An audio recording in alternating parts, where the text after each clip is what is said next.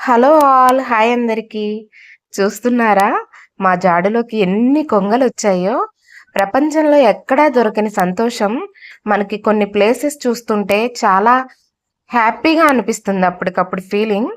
చూడండి కొంగలు ఎన్నొచ్చాయో.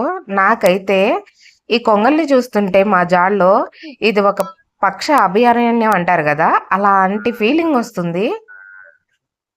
ఒక కొంగ ఎగురుతుంది, ఒక కొంగ మేస్తుంది. ఏముంటదో తెలియదండి, నీళ్లు పెట్టాము అంతే. ఎక్కడి నుంచి వచ్చాయో వలస పక్షులు వచ్చేసినట్టు జాడలోకి వచ్చేసాయి. పచ్చని గడ్డి మీద తెల్ల తెల్లగా ఇవి చూడండి అసలు ఎంత మంచిగా కనిపిస్తున్నాయో.